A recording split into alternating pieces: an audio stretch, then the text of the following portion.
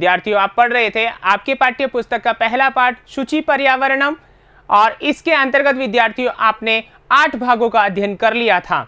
अर्थात जो पाठ में 7 पद्यांश दिए गए हैं गीत के रूप में, उनमें से आपने 6 का अध्ययन कर लिया था। और इसके अंतर्गत आपने पढ़ा कि किस प्रकार कवि हमें वर्तमान स्थिति के बारे में, वर्तमान पर्यावरण की स्थिति के बारे में बता रहे हैं, और महानगरों में कैसी स्थिति है प्रदूषण की, यानी कि बहुत भयंकर रूप से प्रदूषण फैल चुका है, ऐसी स्थिति को बताते हैं और साथ ही हमें संदेश देते हैं। और कवि अपनी इच्छा जताते हैं कि ऐसे वन प्रदेश में जाइए जहां पर पक्षियों का कलरव विद्यमान हो, जहां पर वृक्षों की पंक्ति, लताओं की पंक्ति, ठीक है ना, कैसी हो, एक कतार में स्थित हो और समीर के चलने से सुशोभित होती हो, ऐसे वन प्रदेश में जाना चाहते हैं। और हमें भी संदेश देते हैं कि हमें अच्छे वातावरण का निर्माण करना चाहिए, और ताकि मुसीबत आने से पहले ही हम सुरक्षित हो जाएं। ठीक है, तो ऐसा संदेश देते हैं। और इसी संदेश के साथ अगला जो भाग है वो है नवा भाग, जीवन कामना। अर्थात जो कवि हैं हरिदत्त शर्मा, वो अंतिम पद्यांश में जीवन की कामना करते हैं। किसके जीवन की कामना करते हैं? मानव जीवन की कामना करते हैं, क्योंकि अगर यूं ही प्रदूषण बढ़ता रहा तो ऐसी स्थिति हो जाएगी कि मानव का जीना मुश्किल हो जाएगा। तो वो कामना करते हैं ईश्वर से और हमें शिक्षा देते हैं कि मानव के जीवन के लिए हमें प्रयास करना चाहिए, अर्थात अच्छे वातावरण का निर्माण किया जाना चाहिए। इसी के विषय में हम यहाँ पर पढ़ने वाले हैं। तो आइए शुरुआत करते हैं। लेकिन हमेशा की तरह आप कॉपी पेन लेके बैठे होंगे और पिछले भाग के जो प्रश्न थे उनके उत्तर की जांच करने के लिए तैयार होंगे। तो आइए देखते हैं, उत्तर की जांच करते हैं। आपका जो प्रश्न था पहला, वो इस प्रकार था, कवि ही कीदृशम वन देशम चलनार्थम कथयति। कवि जो है वो कैसे वन प्रदेश को चलने के लिए कहता है, यानी कि किस वन प्रदेश को जाना चाहता है। तो यहां निर्देश है एक वाक्य में आपको उत्तर लिखना था। तो आपने लिखा होगा, कवि ही खग कुल कलरव गुंजित वन देशम चलनार्थम कथयति, यानी पक्षियों से गुंजायमान, पक्षियों की आवाज से गुंजायमान जो वन प्रदेश है वहां जाने को कहता है। ठीक है, दूसरा प्रश्न था, धृत सुख संदेश क वर्तते, यानी कि सुख के संदेश से युक्त क्या है या कौन है। ठीक है ना, तो यहां पर कौन सा है, यहां पक्षियों के कुलरव से, ठीक है ना, पक्षियों का जो कलरव है उनसे गुंजायमान वन प्रदेश है, वही क्या है, सुख का संदेश धारण कराने वाला स्थान है। ठीक है ना, तो यहां उत्तर होगा गुंजित वन देशम। ठीक है, आगे देखिए अगला प्रश्न, चाकचिक्य जालम किम न कुर्यात। चकाचौंध जो स्थिति है दुनिया की, चकाचौंध वाली, ठीक है ना, चाकचिक्य जाल जो है उसके द्वारा क्या नहीं मतलब होना चाहिए, क्या नहीं किया जाना चाहिए। तो जीवित रसहरणम, यानी जीवन का आनंद जो है वो नष्ट नहीं किया जाना चाहिए, ऐसा यहां पर है। चूंकि एक पद में पूछा है तो हमने एक पद में उत्तर लिखा है। ठीक है ना, आइए आगे चलते हैं अगले प्रश्न की ओर। अगला प्रश्न है, चल इति क्रियापदस्य कर्तृपदम चित्वा लिखत। कर्ता लिखना है आपको, चल क्रिया है। मैंने आपको बताया था कि चल जो है, ठीक है ना, यहां धातु है चल, लकार है लोट, और यहां मध्यम पुरुष है। कौन सा पुरुष है? मध्यम पुरुष है, और एक वचन है।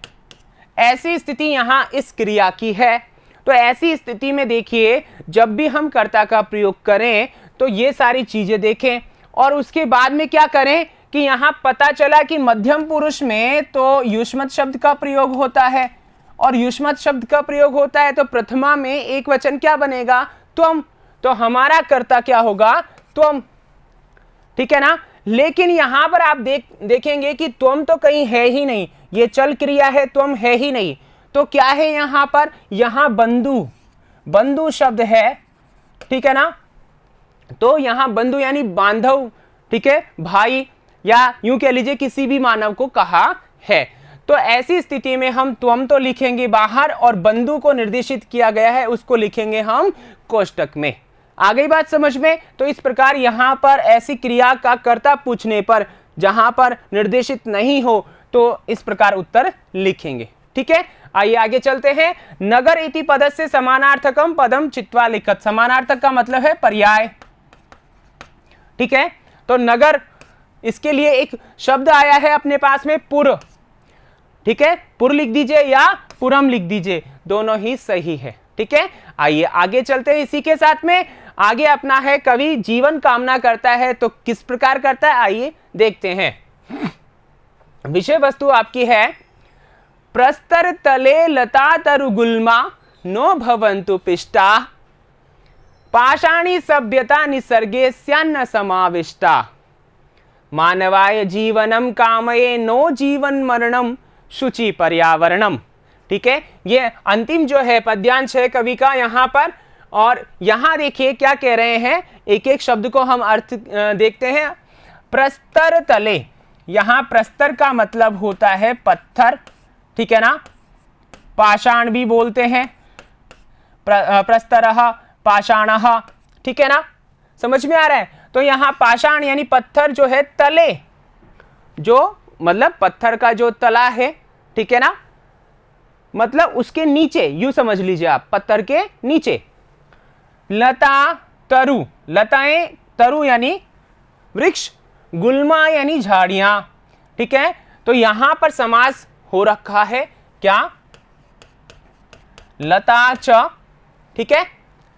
फिर आगे है तरु च गुल्मा च, ठीक है। द्वंद्व समास है यहां पर। कौन सा समास है विद्यार्थियों, द्वंद्व समास है। तो यहां पर यानी लता और वृक्ष और अपने पास क्या है, झाड़ियां, ये सभी जो है पत्थर के नीचे, ठीक है।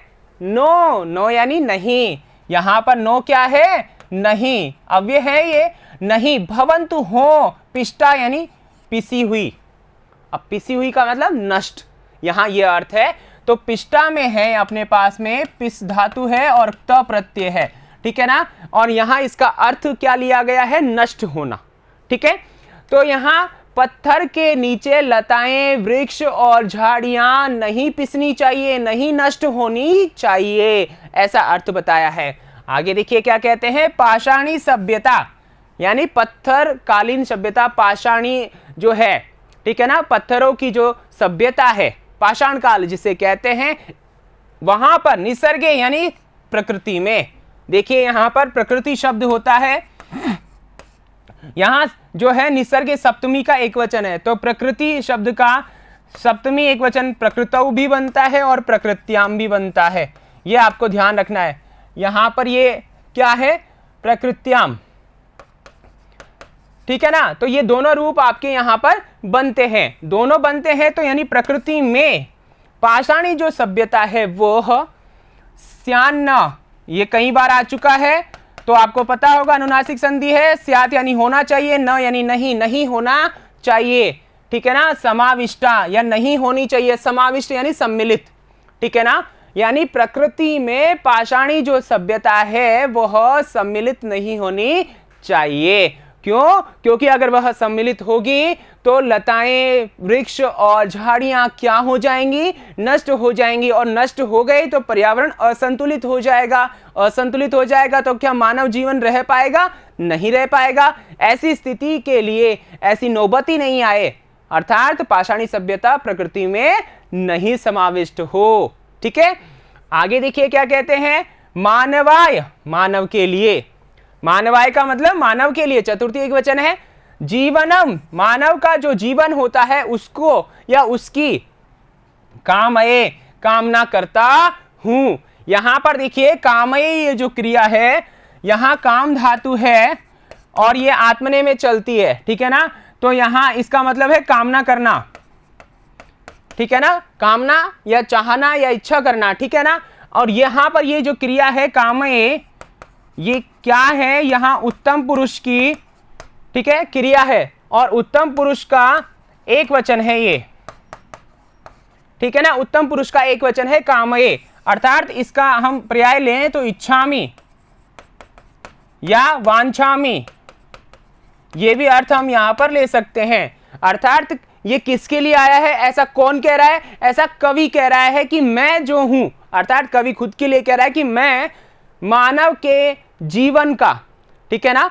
क्या करता हूं, कामना करता हूं, मानव की जीवन की कामना करता हूं, नो नहीं, जीवन मरणम यानी जीवन का जो मरण है या मृत्यु है उसकी मैं कामना नहीं करता, बल्कि मैं मानव के जीवन की कामना करता हूं। तो यहां पर यह बात आपको ध्यान रखनी है, ठीक है ना। तो यहां कवि ने क्या कहा है कि पत्थर जो है उसके नीचे लताएं तरु गुल्म यानी कि लता वृक्ष और झाड़ियां नहीं मरनी चाहिए, नहीं नष्ट होनी चाहिए, और प्रकृति में पाषाण जो सभ्यता है, पत्थरकालीन जो सभ्यता है वह समाविष्ट या शामिल नहीं होनी चाहिए। अगर ऐसा होगा तो प्रकृति असंतुलित हो जाएगी।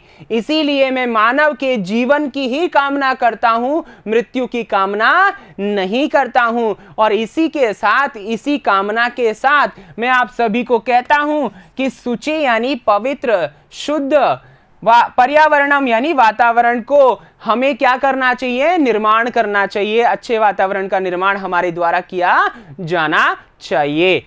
यहां पर हरिदत्त शर्मा जो कवि हैं यही संदेश हमें देते हैं और उनकी कामना यहां पर जाहिर हो गई है। मानव जीवन को बचाना ही उनकी क्या है, परम ध्येय है, परम कामना है। ठीक है ना विद्यार्थियों, समझ में आ गया। तो आइए आगे चलते इसी के साथ में शब्दार्थ। हाँ, प्रस्तर तले, शिला तले, पत्थरों के तल पर, लता तरु गुल्मा, लताश्च तरवश्च गुल्माश्च, लता वृक्ष और झाड़ी या झाड़ियां, यहां बहुवचन भी आप लिख सकते हो, ठीक है ना। यहां छोटी हो जाएगी, मतलब ये इस प्रकार से हो जाएगी झाड़ियां,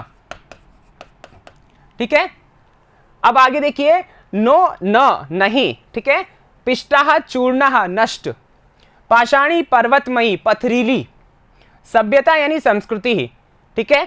निसर्गे यानी प्रकृत्याम प्रकृति में, समाविष्टा यानी प्रविष्टा शामिल, कामये यानी इच्छामी चाहता हूं, ठीक है ना। इसका कर्ता कौन है विद्यार्थियों, इसका कर्ता है अहम आएगा, और अहम किसके लिए आया है, कवि के लिए आया है, ध्यान रखना है, ठीक है। आइए आगे चलते हैं। आगे अपने पास में है अन्वय और भावार्थ। तो अन्वय देखते हैं, अन्वय क्या कहता है, देखिए विद्यार्थियों, लता तरु गुल्माः प्रस्तर तले पिष्टा नो भवन्तु, लताएं वृक्ष और झाड़ियां पत्थर के नीचे नहीं दबनी चाहिए, नहीं मरनी चाहिए, नहीं नष्ट होनी चाहिए। निसर्गे प्रकृति में, निसर्गे मतलब प्रकृति में, पाषाणी सभ्यता, पाषाण कालीन जो सभ्यता है, पथरीली सभ्यता जो है, समाविष्ट नहीं हो, ठीक है। अहम यानी कवि खुद के लिए कह रहा है कि अहम यानी मैं, मानवाय जीवनम मानव के जीवन की, एव यानी ही, कामय यानी कामना करता हूं, मानव के जीवन को ही चाहता हूं, जीवन मरणम नो कामये अर्थात मृत्यु को नहीं चाहता हूं, ठीक है। भावार्थ देखिए, कवि ही अस्मिन् पद्यांशे अस्मान संदेशम दत्वा कथयति यत् अस्माकम, यहाँ ये अनुस्वार यहाँ आएगा, शिला यहाँ नहीं है, शिलाखंडानाम अधः लताः वृक्षाः लघु पादपाः च पिष्टा न भवेयु, अर्थात कवि इस पद्यांश में हम सभी को संदेश देकर के कहते हैं, दत्वा यानी देकर के कहते हैं, कथयति, यहां पर आप देखिए इसका ददन ऐसा भी लिख सकते हो, मतलब क्या हुआ, कवि इस पद्यांश में हम सभी को संदेश देते हुए कहते हैं, ऐसा भी आप लिख सकते हो, या संदेश देकर कहते हैं ऐसा भी आप लिख सकते हो, ठीक है ना। तो यहाँ अस्माकम शिलाखंडानाम यानी हमारे जो शिलाखंड है यानी पत्थर के टुकड़े जो हैं, ठीक है ना, उनके नीचे हमारे जो छोटे छोटे लघु पादप हैं, लताएं हैं, वृक्ष हैं, ठीक है, वे सभी पिष्टा न भवेयु यानी नहीं पीसे जाने चाहिए, नष्ट नहीं होने चाहिए। अर्थात भवना नाम निर्माण कार्यम, भवनों का निर्माण कार्य वन प्रदेशे न भवेत, वन में नहीं होना चाहिए। अब समझ में आया होगा आपको कि पत्थर के नीचे प्रकृति कैसे, क्योंकि कहीं हम भवन निर्माण करते हैं तो वृक्षों को हटा देते हैं, काट देते हैं, नष्ट कर देते हैं। तो वन में अगर हम जाकर रहने लगेंगे तो वहां रहने वाले जानवर कहाँ जाएंगे और वहां की प्रकृति अर्थात वृक्ष इत्यादि नष्ट हो जाएंगे। तो ऐसी स्थिति में भवनों का निर्माण कहाँ नहीं करना चाहिए, वन प्रदेश में नहीं करना चाहिए। यतः क्योंकि वनानि विना, वनों के बिना मानवस्य जीवनम एव दुष्करम भवति, मानव का जीवन कैसा होता है? दुष्कर होता है, कठिन होता है। अतः प्रकृत्याम, प्रकृति में पाषाणी सभ्यता प्रविष्टा न भवेत, पथरीली सभ्यता प्रविष्ट नहीं हो।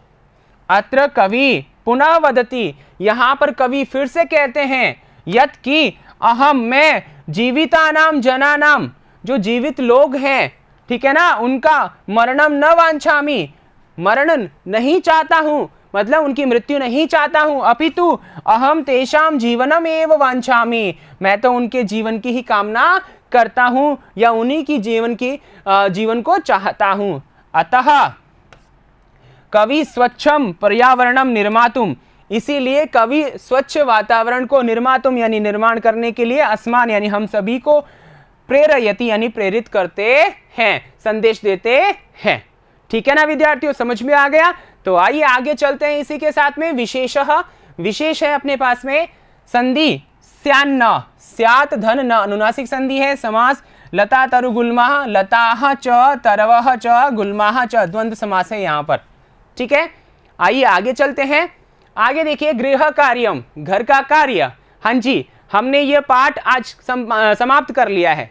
कैसे? पद्यांशों से, अर्थात 7 पद्यांश थे तो वो हमने पूरे कर लिए हैं, हालांकि प्रश्नोत्तर बाकी है।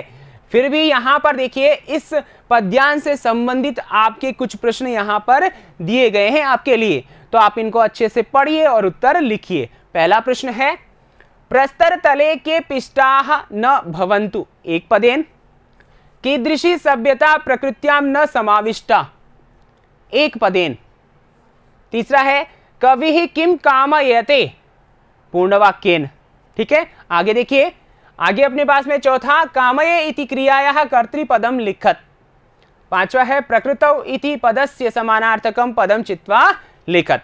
ठीक है विद्यार्थियों, तो इस प्रकार यहाँ आपका ये जो पाठ है, ठीक है, शुचि पर्यावरणम, ये जो प्रोफेसर हरिदत्त शर्मा हुए हैं, इन्होंने लस लत्तिका नामक ग्रंथ से इस पाठ को लिया है और आपके पाठ्यक्रम में रखा है, ताकि आपको सचेत कर सके पर्यावरण के प्रति और कह सके, बता सके, आपको प्रेरित कर सके कि पर्यावरण की सुरक्षा बेहद आवश्यक है। अगर पर्यावरण की सुरक्षा नहीं हो पाएगी तो महानगरों जैसे ही स्थिति यहाँ पर या हर कहीं, हर स्थान पर हो जाएगी, जिससे कि प्रदूषण फैलता जाएगा और पर्यावरण, शुद्ध वातावरण, शुद्ध पर्यावरण घटता जाएगा और इस असंतुलन के कारण मानव जीवन क्या हो जाएगा? नष्ट हो जाएगा। तो कवि ने कहा है कि मैं सिर्फ मानव जीवन की ही कामना करता हूं, मृत्यु की नहीं, इसलिए हम सभी को अच्छे वातावरण का निर्माण हमेशा करना चाहिए। ठीक है ना? तो इसी संदेश के साथ, इसी शिक्षा के साथ आप इन प्रश्नों के उत्तर लिखिए और आप इसको अच्छे से समझ चुके होंगे। आगे मिलता हूं अभ्यास प्रश्नों के साथ,